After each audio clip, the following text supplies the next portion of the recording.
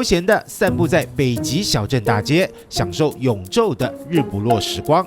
但是穿梭往来的人群中，有人背着步枪，看似突兀，但其实就是日常。And now they are out. 枪支使用的地点和时机都有严格规定。原来当地政府为朗伊尔市设定了人类活动的安全界限，一旦出了界，就得随身携带步枪，因为很有可能会遇上这里的霸主——北极熊。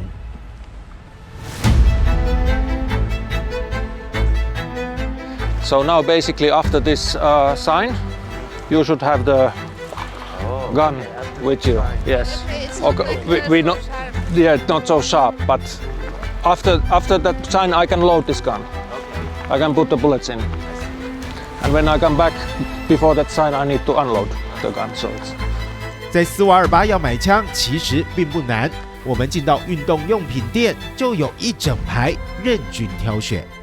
在北极圈里面的 Svalbard 其实是北极熊的领土，不过当地政府因为担心北极熊出没会攻击到人类，因此开放让民众合法拥有枪支。我们在店里面也看到像这样子有非常多的枪支陈列哦，让民众来选购。我们看到的最便宜的一支只要4900多块，相当于台币15000块，比一支智慧型手机还便宜。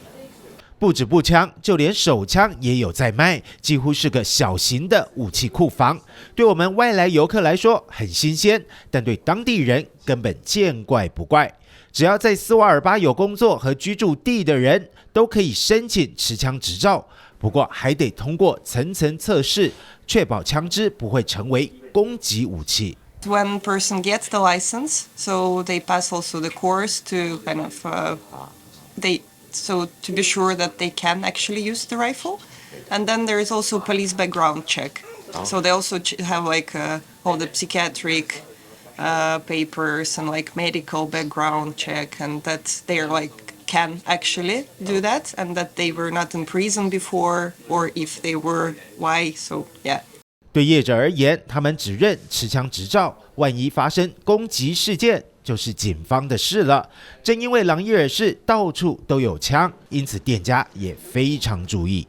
一般我们要进到店家里面去呢，最常看到的标志就是禁止携带宠物或是禁止携带外食。不过在 Svalbard 呢，因为可以合法拥有枪械，所以要进超市之前有这个禁止携带枪械的标志，非常特别。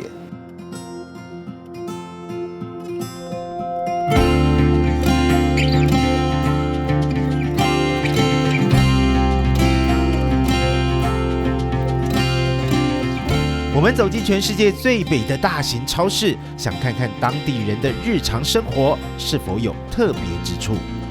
And here we have traditional Norwegian food, the real traditional Norwegian food. This is reindeer.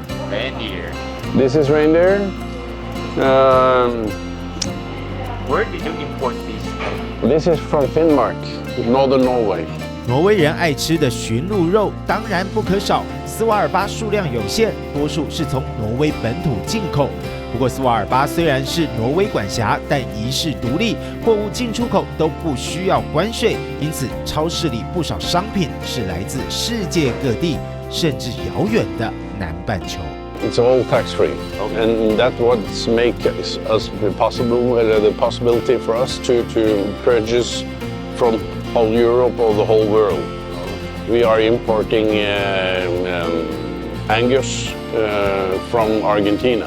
会这么大费周章，就是因为岛上住了来自50多个国家的居民，超市业者想要尽量满足需求，因此全世界挑货。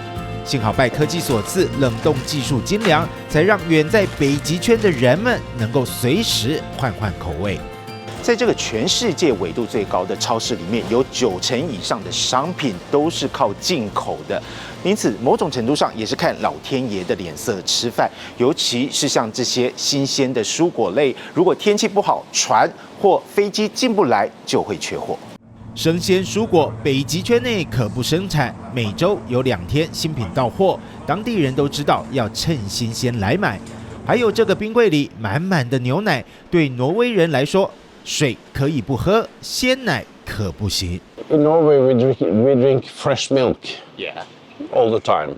Yes. We don't have long-lasting milk. So all the milk that we have is between the boats. Yeah. We fly it up. Yeah, because of the expiring date is very narrow all the time. 正因为所有商品都得加上运输费用，所以价格会比欧陆本土较高一些。若跟台湾比起来，北极圈内的平均物价大概是台湾的3倍。